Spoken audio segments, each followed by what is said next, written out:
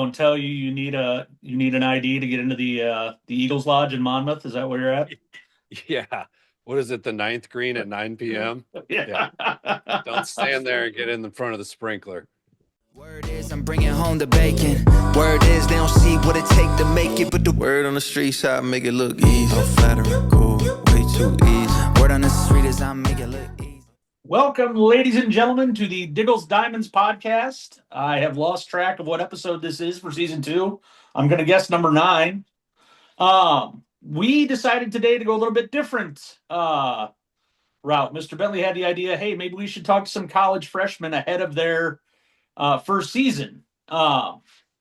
Obviously, first regular season, a lot of all these boys have been through the fall, but we thought there would be some value in kind of passing along to you guys now, especially you class of 2026ers, some info that, maybe there's still, 9 months, 8 months till you report, enough time to kind of turn the boat around or make sure you got something done that you need to have done, whatever it may be. Um, Mr. Bentley, anything before I go introduce these young men? No, I think you hit it. The premise of the episode. I think it's I wish somebody would have said to me when I was a senior or about to start my senior year, like, hey, this is what you want to really work on your last season.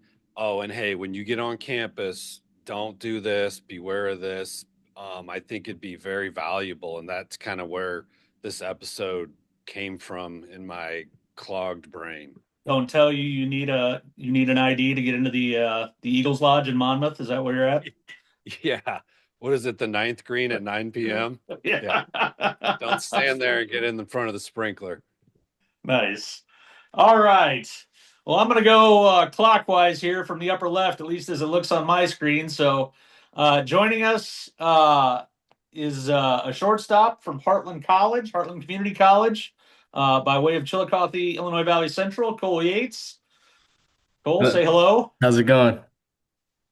In the upper right-hand corner, we've got a southpaw from Mahomet Seymour and now pitching at NIU, Mason Orton. How's it going? Good, good. Down in the lower right-hand corner there, we've got a dynamic duo from Illinois State University. The gentleman on the right there is Jackson Natanik, and the gentleman on the left there is Zach Bava. Go ahead and How's it introduce going, yourself, guys? gentlemen. How's it There going? there we go. Middle square there down in the second row is Tyler Humphrey, a catcher from Illinois Central College by way of Washington Community High School. How's it going? And last but certainly not late, at least as far as we know, Good one. wouldn't be a McCoy if he wasn't pushing it.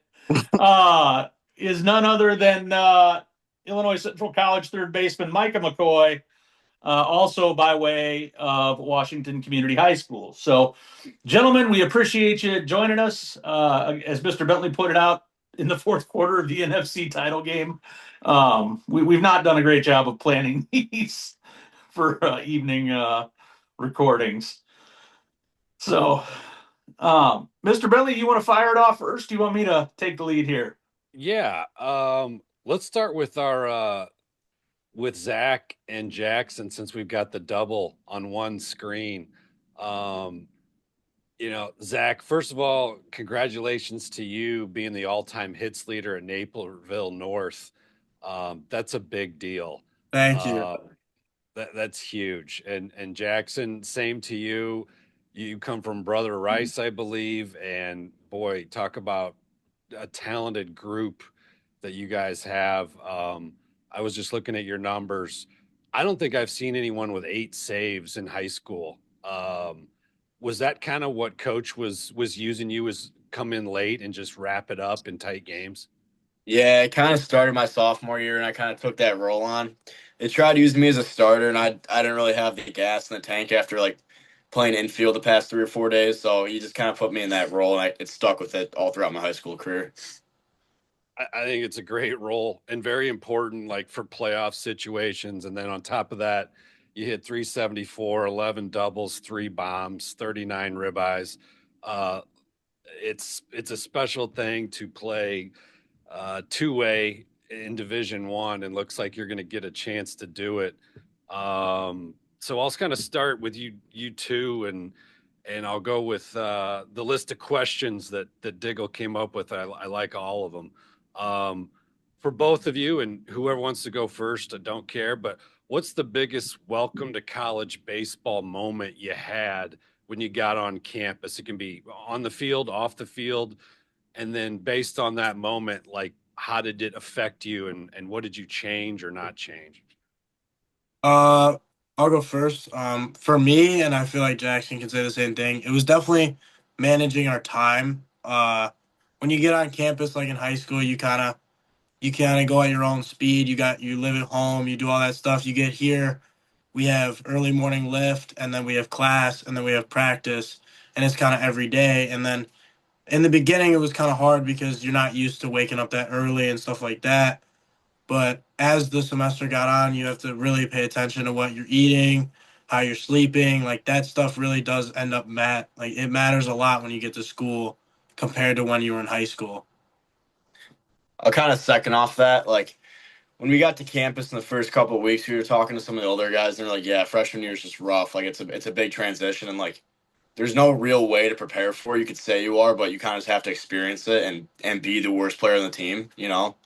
And I just think that uh, so the older guys took us under their belt. I mean, it's not an easy like transition, but now that I've been through it, I feel better. I know what to expect next year, and I feel like I have some like experience now going into the next semester. I What's want you. something? Hang Go on. ahead. I want you boys to know that Holmes' ears must have been burning because he literally just texted me when you guys were mid-answer. So, not about you, but just it was funny that he popped up while you guys were answering. I think you guys already answered this, but is there something you would warn? Let's say you had a little brother who's a senior in high school right now. What would, besides, Zach, the time management is huge. Anything else that you would warn them, like you got to watch out for this? You can get, whether it be you get sucked into having too much fun or letting your grades slack. For me, I wish I would have had someone warn me to take some tough classes first semester because your season in the spring, you're going to be traveling so much that take your easier classes that semester. Anything like that you guys could give out a little warning to the younger folks? Yeah, I would definitely say that when making the transition to college, you are going to fail. Like it is inevitable that you are going to fail a little bit because you're competing against guys that are 20, 21, 22-year olds that have been through it before and they've played against guys in college, and you come out of high school and you think that you're like ready to go and you have nothing to learn. Something I wish I would have done is probably come in more open-minded and more just realizing that failure is a part of the game.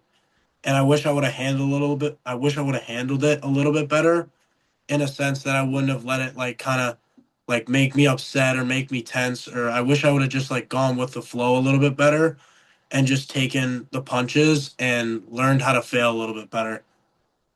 That's a good one. I completely agree with what he's saying. So I'll kind of go on like the academic social side of things. Like there's tons of temptations every single weekend, every single day at a school like this. Like, and you kind of got to know your role. Like you can't be doing that stuff if you want to succeed at this level. So I think and also with the classes too. I think taking harder classes and getting the bad and annoying classes out of the way in the first semester is a great idea. And I think one thing that high school kids should do is really enjoy their time and soak up all their last years of high school baseball. Great stuff. Diggle, I know you got some more questions you thought of. Go ahead, fire away. Well, I wanted to kind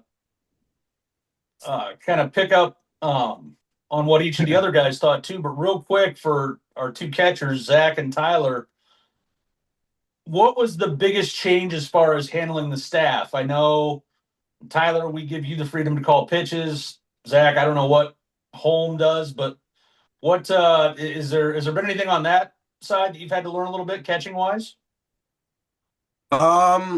I would say, I mean, obviously the pitching is better. I mean, there's better arms, more velocity, more movement, but it also is just managing personalities and managing guys. Like I said in the previous question, just managing guys that are older than you that like they've been through it before, so they're doing what they know can work, and you're just trying to catch up with what they've been doing. So it's almost just like managing the personalities on your team, and you just have to try to gain like their respect behind the plate and manage the game with a guy that is a junior or a senior that's been throwing to college catchers for multiple years now, and you come in as a freshman and you have to earn their respect. Kyle, what about you? I definitely agree with that. You do have to learn who pitches certain ways because not everybody's the same, and definitely do have to earn respect. You don't just get handed out respect from everybody. So getting to know everybody, learn how they pitch, and just trying to be friendly and understand where they're coming from because they've been there, they've done it. I'm new to campus, I'm the freshman, so just trying to understand where they're coming from and trying to help them out however I can behind the plate, and also just trying to be a leader back there, trying to direct everybody at the same time and just help my pitcher feel good about himself. Nice. Mason, Cole, Micah, any welcome to college baseball moments for you? Uh, Mine was definitely like for my first like live at bats, like in like right before we started fall. I was facing like our number one guy, Dylan Nagel. I don't know if you guys know him, Lockport guy, I think.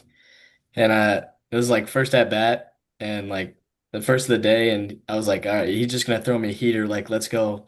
And I was all amped up for the heater, and first pitch slider away, and I just looked like like an idiot, honestly. Like fell to one knee, like coach was just sitting behind me, and I'm like, oh boy, like great, Yo, like good I way to, think I take home.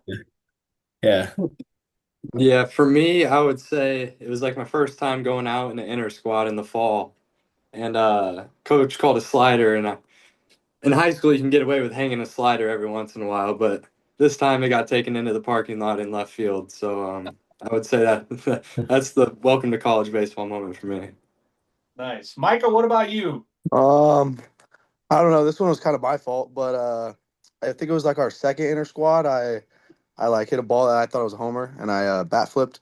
It was practice for first off. Probably shouldn't have done that, but I hit off the top of the wall, and I almost got through on a second. And yeah, I got yelled at. Kind of made me realize probably shouldn't be doing that. I appreciate the honesty. Yeah. Would you want me to go back through Aware and put that one in the podcast? No? Yeah, you can if you can find it. Yeah. Nice. Nice. Let's keep moving on here. Honestly, some of this you guys have already answered, so I might skip over to number 3. Um, uh, this is kind of general, so feel free. Obviously, you all play different positions or have different roles on the team. How has your position shaped your freshman experience so far? Whether catcher, infielder, pitcher, what's something fans don't realize about the mental side of your role at this level?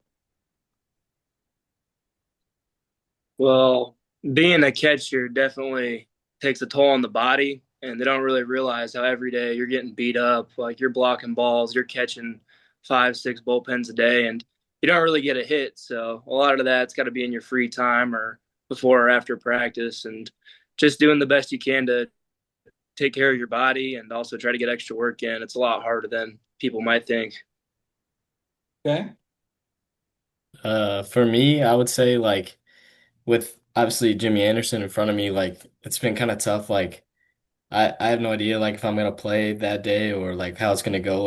He's been a great mentor to me. Like you guys had him on here, he's a good dude. It's just like sometimes it's just kind of hard to like be motivated when there's a guy like that in front of you. Like he got drafted, he's going to Kentucky. Like it's hard for me like as a freshman to like want to like maybe sometimes like want to do my best because like even if I do, I feel like sometimes it might not even matter.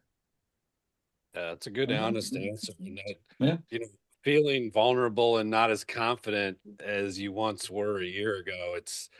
Uh, it's the truth, man. It's part of being a freshman. So thanks for being honest, Cole. Anybody else? I feel like my role is kind of weird because I hit and pitch, but it takes a lot on the mental side of the game for me personally because if I'm pitching at the moment and then I have a bad inning, then I have to go hit the next half inning. Like I have to try to not let that take that into my next at bat, and then at this level, you fail a lot more than what you like all of us are used to in high school. So it's kind of hard sometimes to deal with that, but you got to really love the game to push through that, and I think all of us on this podcast probably do. So I'm willing to do it. Jackson, with being a two-way guy, some schools will do, hey, pitchers, you got to come in, 6:30 to 8 and get your lift in, get your throwing in, whatever. And then, we're gonna have team practice in the afternoon, and obviously you're a big part of that as well. Do you find yourself having some longer days there, being a two-way guy? Yeah. So today we had I pitched your last night, and today we had recovery stuff at 6 this morning, and then we had early pregame hitting in our facility at 7:15, and then we'd practice and scrimmage starting around 8. So it can be longer days, but I don't really care. It's worth it. Okay. Yeah. Micah, Mason, anything to add there? I would say like something about the mental side of like my position being a pitcher. One thing I didn't really like think about a bunch in high school was like the importance of executing pitches in the right spots at the right times. That's one thing that like I found challenging at the start just because I wasn't really used to it. But then like after like a little while, I'm starting to get used to it, and that's just something that I found important about like the mental side of pitching and stuff like that. So. I think that mostly, I mean, just like the adjustment of like balls are going to be hit harder, like at third base, like it's just like reaction time and I need to buy in. But I think a big thing I need to realize like mentally is like being a corners guy and I'm like kind of a bigger kid. Like I'm gonna strike out more times, and that's fine. My batting average isn't gonna be what it was in high school, but I mean, if I'm hitting the ball hard every at not every at bat, but every once in a while, I'm fine with that. All right. Nice answer, gentlemen. Very nice. Mr. Bentley, where do you want to go next? I got one that we didn't think about. Totally fine. Let's talk about coaches, because high school coaches in general, some of them very demanding, some of them very laissez-faire. That means hands off Yeah, for you JUCO guys.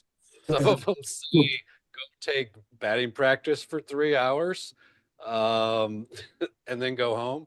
So, can you guys give me just and obviously be careful because your coaches might listen, but just give me some thoughts on the difference in the seriousness, because your coaches now, they need you to play well for them to keep their job.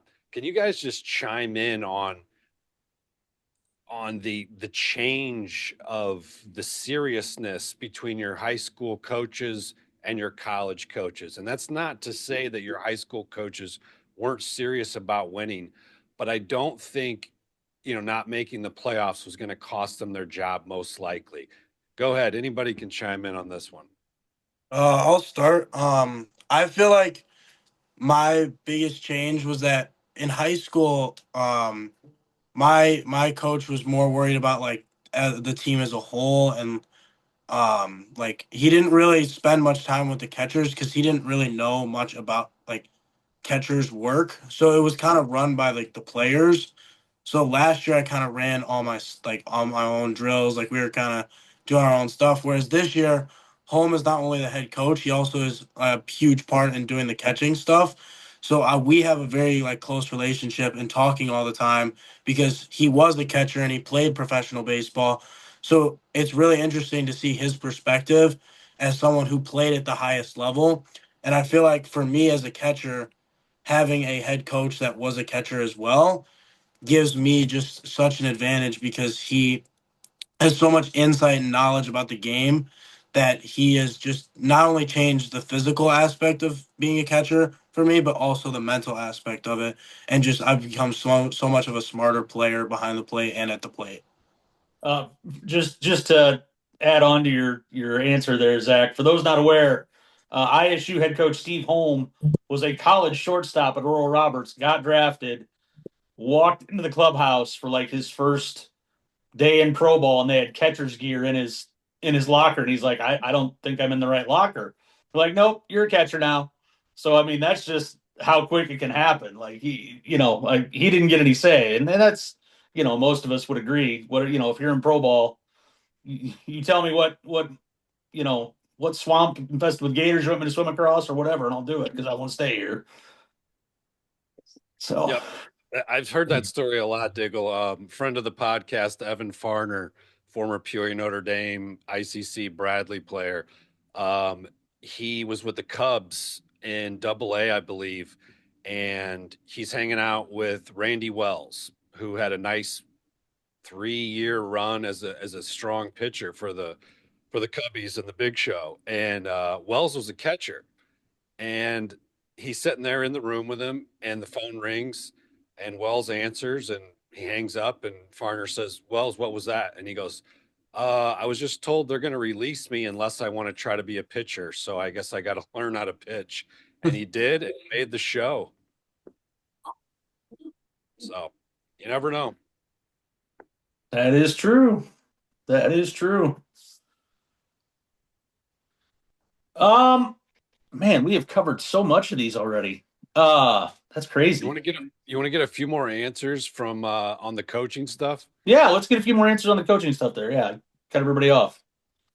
I'm going to pick on you, Cole. Give me some stuff about Coach Razzo compared to your high school coach, and just how it is playing for Razzo. And you guys, he's had a hell of a tenure there, national championship, etc. So go ahead. Yeah, so like every day, honestly, like we have practice, but like he's with the pitchers, like you guys know, he threw like in the big league. So like he's around at practice, but like he's more with them. Like, and we have our own like Baylor is his name. Like he's like our infield coach, like hitting coach, him and Guinea.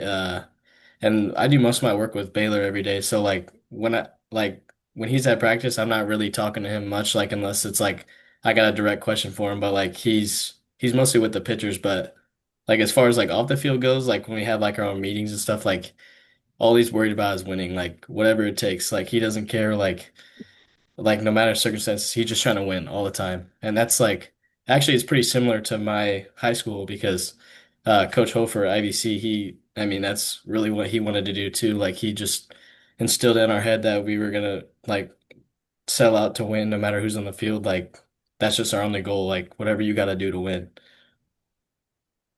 Good stuff. Mason, I'm going to pick on you next. Mason Orton. Talk about playing for Mr. Copeland. Yeah, so Copeland, he works a lot with the pitchers because he was a professional pitcher, but he's always around the pitcher, so it's good having him around, like kind of being like a leader to me almost because he's left-handed. So he has a lot of good insight that he can tell me and stuff. And like if you talk about like high school coaches and college coaches, like college coaches' jobs are to win games to keep their job, where like high school, like they can be the high school coach, but like my high school coach was also a teacher at our high school, so like he kind of did both things. So maybe he wasn't fully focused on baseball, but he was at the same time. He just has more going on. While here, like our college coach is here to win baseball games, and you can definitely tell how much more serious it is here than in high school, and everything's just kind of upped like an ante, you could say. Mace, what's your head coach's name at Muhammad?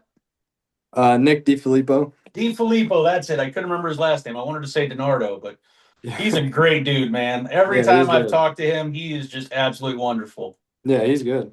Yeah. How much did you get to work with Blake Begner? A good amount. He came in, I think my sophomore year. No, junior year. He came in junior year, so I got 2 years with him. Nice. It was good hearing from him since he played under Copeland as well at UIS. So. Yep, absolutely. Yeah. Micah, Tyler, what can you tell the world about the Big Bear? Well, most of the time he's usually with the pitchers because he pitched at the college level and played football. But he's like a real gritty coach. It's more of like a football like drill sergeant type of guy, which I like. I mean, I like it. It's I don't know. It's a motivator. I don't know. It makes me want it like lights a fire under my butt compared to like our high school coach. there's like differences, but I see because they coached together for I think it was a Yeah. summer league. Yep. Is that Legion right? ball. Yeah, they coached together, and I see like some of the similarities. Um, but Kyle or not Kyle, Coach Wisher is a little more laid back when it comes down to certain stuff. Nice. Humph, you got anything to add to that? He nailed it. I kind of work with Coach Bear a lot because he's with the pitchers, and he's definitely like a drill sergeant. If I mess up, I'll hear about it, but he definitely is one of my biggest supporters. And I do see the similarities between him and Wish, and I can tell they've definitely worked together. Nice. Nice. All right. Um, Micah, you were talking about how Bear kind of lights a fire under you. You've been around ICC for a long time. Going back, your brother was a two-time All-American. Maddie was Maddie a two-time All-American too? So I maybe no clue, no clue. Come on, dude. I know she was at least one, but anyway, Micah is the next in the line of McCoys, and I'm gonna make all the MWAC coaches cry when I tell them there's still another one coming through in a couple years. Um, He's upstairs throwing up right now. If you wanted to know. oh, nice, nice. Tell Maddox to get better. But what Micah, just to give everybody a little background. Micah's older brother, Mason, oldest brother, I guess, was at ICC, two-time All-American, went to Iowa, was a sixth-round draft, and has worked his way up to the big leagues with the Padres and the Blue Jays. Was with the Padres this year and got himself a little champagne celebration for making the playoffs and all that fun stuff. But what does it mean to be, to be following in your brother and sister's footsteps there, Micah? Well, that was a big thing with me of like picking a college to go to is I didn't want to go to ICC just for the fact of like, oh, my brother went there, my sister went there, because like at the end of the day, I gotta like somehow create my own path and not just like tag along to them. But I mean, there's a lot of pressure. There's a lot of pressure with everything. But I mean, I'm grateful that I have those people that are in front of me and very good mentors in not just like the sport, but just in life in general. I learned so much from both of them in like so many ways. Nice. Nice. Um, Tyler, I wanted to go back to something, you and I had talked about previously. How beneficial was it? We talked a little bit today. Over the summer, you actually got the opportunity to go play summer ball, collegiate summer ball, down in Paducah. Paducah or Owensboro? Paducah. Paducah, yeah. What's the team name? Chiefs? Yeah, the Paducah Chiefs. Paducah Chiefs, yeah. Um, how beneficial was that to go play down in Paducah and kind of get an early look at what it was going to be like? Definitely helped a lot because all those dudes in that league are like sophomore, juniors. There's a couple seniors, and they're all grown men. So I was 3 days out of high school. I just got done with my high school season, and I come here and I'm playing with kids that are 21, 22. Everybody was throwing like 90 mile an hour sinkers. Nothing was straight. So that definitely helped me coming in to ICC, like knowing shapes and spins and velocity. I definitely feel like I had a head start, and it kind of just taught me, being around some of the guys at the college level. They're really chill. They tried to help me, and they were great leaders, great guys. I still talk to them to this day, and honestly, I was really grateful for the opportunity to play there, and it definitely helped me get a kickstart at ICC. Very cool. Very cool. Mr. Bentley, where do you want to go next? I liked some of your lightning round question ideas. Let's Fire do it. some of those away. All right, boys. No thinking here. Gotta go quick. We'll go around the horn.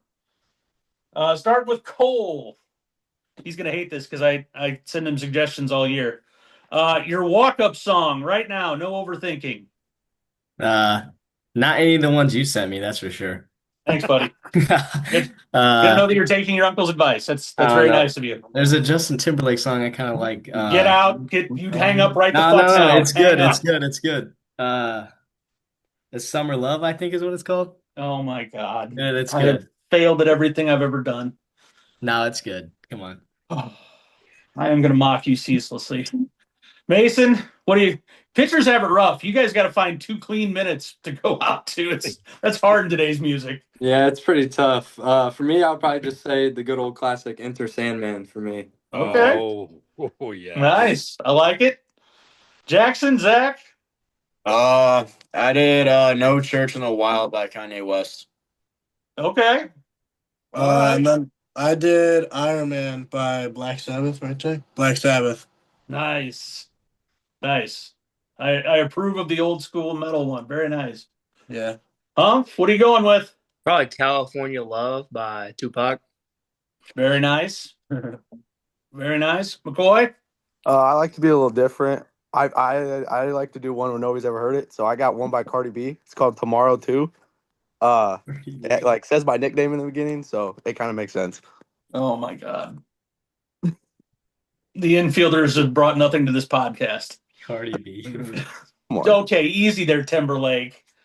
Let he without poor choices cast the first stone. I gotta say, Justified, that album that came out in like 2002, was pretty strong to quite strong. Don't And feed his ego. I wasn't a fan, and that album came out, and I'm like, you know what? I'm gonna roll with JT for a little bit. I'm supporting Cole's choice. Hey, I got one Unreal. on board. That's all I need. All right, very nice. Now, this next one, some of you may have a little bit different plan, but the best meal on campus or biggest disappointment meal you found in campus dining, or you can go big game pregame meal. This is what I got to have to play well. Take your pick. Stick with coleslaw. Yeah, Leading Slaw, off. lead What us do you got, off. Cole? For me, I'm gonna go pregame meal. Usually every game I play, I have Jimmy John's like right before. Yeah, steady, a lot of bread. You're not going to get like upset stomach. I Yeah. like it. Nice. Mace? For me, I'll go with like the meals on campus. Our dining hall, it's either hit or miss. I will say, ever since second semester, they opened up like the Philly cheesesteak spot, and that part's been really good. One thing that's maybe not the best is like the chicken, because they don't put it on the grill. They kind of just let it sit, like they cook it and then they let it sit in like a bin for like a little while. Yeah. So You don't want that salmonella. That's Yeah. a Yeah, tough that- one to overcome. Especially in a Now- dorm. Were yeah, you saying the Philly cheesesteak is like you can get it every day? yeah, Like you can get every day. Okay. Yeah. That's some good protein there. I like it. Jack, Zach, what are they cooking up down there at ISU? Bombas. I'll do both here. To start off, I don't really like the dining hall at all. I won't really go to it. I think I've been maybe once this entire semester. And my parents aren't too happy about that. But my pregame meal, I usually go to Chipotle. I'll always get like the same meal. I'm a huge superstitious person, so I'll usually get the same meal every time we have a scrimmage or we play a game. So that's the superstition is real, man. I am a big believer in that as well. To the point where I didn't watch any of Illinois' basketball game yesterday against Purdue because they were already losing when I flipped over. So then I turned off. Yeah. So I could Jackson, what about you? I could definitely agree with Zach. The dining hall is not the best dining hall. It's gross, honestly. But my pregame meal is definitely Chick-fil-A. I like getting a chicken sandwich and some mac and cheese before. Nice. All right. Humph, what are you fueling up with? I don't go to the food court at ICC at all. Normally I just go to the gas station, get like a Gatorade or a White Monster, and I don't really eat before games because it hurts my stomach. All right. Might also be the White Monster hurting your stomach, but you know. It probably is, but I think that it's the food.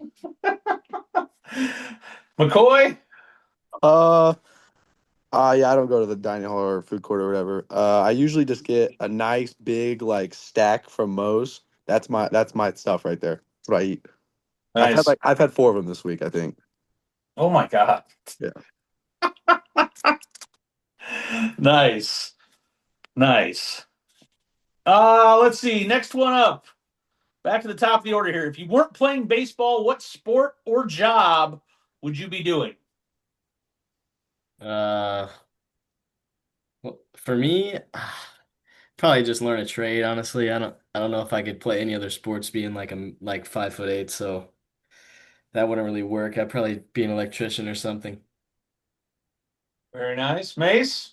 For me, I would love to be a golfer, like a really good, consistently good golfer. I think that's a sport I would play if I had to choose a job. I think if I was older and had like the degree for it, I think like a financial advisor, accountant, or somewhere around there. So. Yeah, Zach or Jackson? Um, I don't think I could play any other sports. At my size. And then for a job, I want to be I want to go into education just because some of the teachers in my life were had huge impacts on me. So I want to give back to I want to be a high school teacher just because I feel like I can give back to what I learned from some of my because my high school coach was also my history teacher for 2 years, and we have like a special connection there. So I feel like I could build that with like some of my if I was a teacher.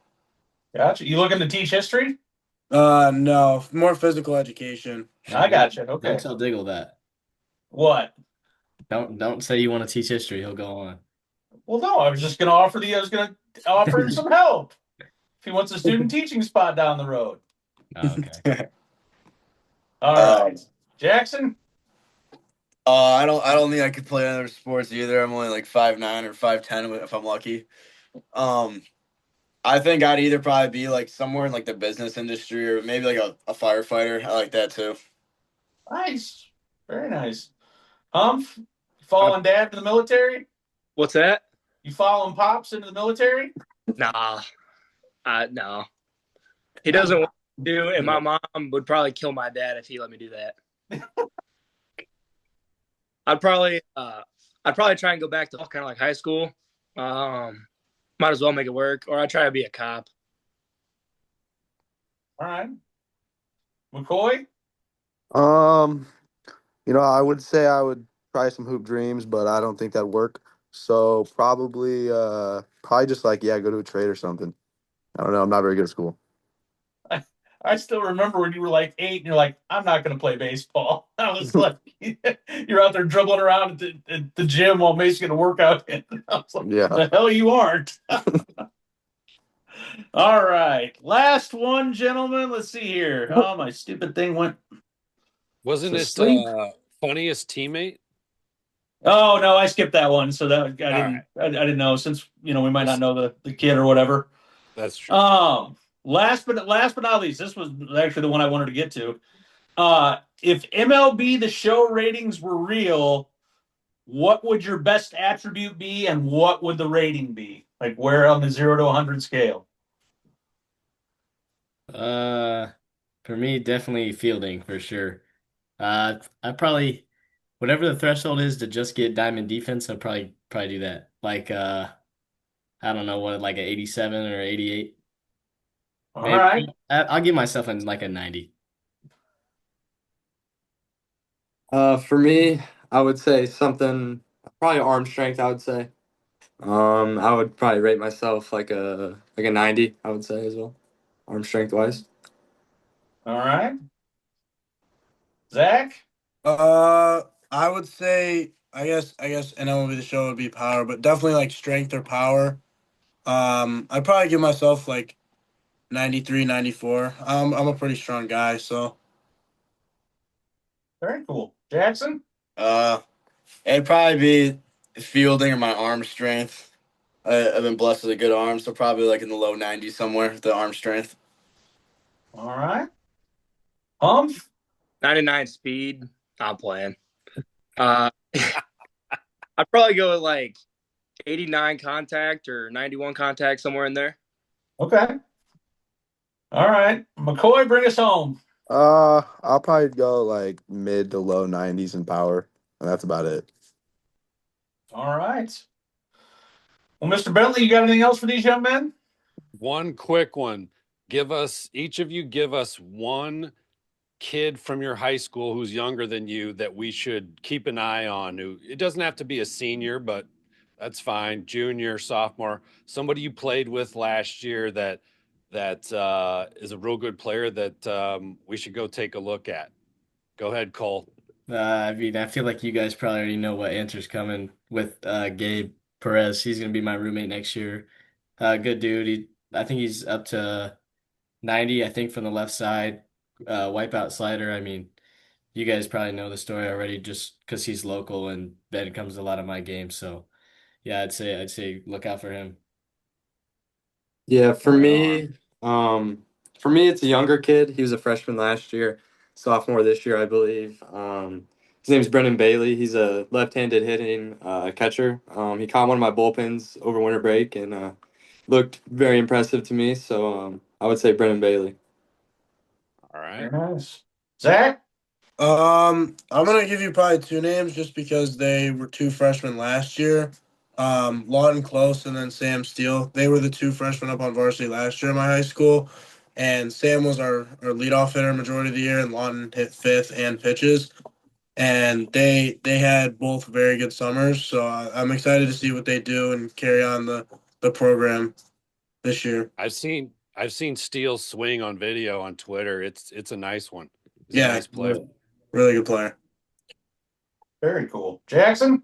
I got two kids that are very extremely physical. Brady Cunningham, he's going to Texas A&M, and Nolan Ramley is going to Northwestern. Brady Cunningham's a junior, and Ramley's a senior. Nice. Yeah, Ramley just committed to Northwestern. That was a heck of a get for them. Yeah, it was. Very nice. Very nice. Humphrey, who should we look at in Washtown? Probably say Camden Visconti. He's going to be a junior this year, and he's got a ridiculous swing. He's got so much pop. Nice. Micah, who else should we be watching in Dubtown? I'd probably say Eli Rodell. He's a switch hitting shortstop. He kind of got hurt last year, but I think we'll have a good year this year. Yeah, another future teammate of yours. Mm-hmm. So, all right. Well, gentlemen, we do appreciate you joining us. Thanks so much for taking the time, and thanks for giving great answers. It was just some dynamite stuff dropped there. If I'm in 2026, I would. This would be really good info to have. So, Absolutely. Mr. Bentley? And there's still 2 minutes left in the NFC Championship game. So go watch the final 4-point lead for Seattle. We appreciate your time, guys. Thank you so much. Thank you. Get on Thank out you of for here, having gentlemen. We appreciate y'all being here. But thank you. Thank you. All right. Would you get the fuck out of here? But where the hell is this button? I'm leaving this in. I'm 100% leaving this in. This poor bastard's gonna go to sleep, and we're gonna have like the hour by hour of him sleeping. We're going to have All a right, video of someone making coleslaw during this section, too. Oh, God. All right, I gotta get out of here now.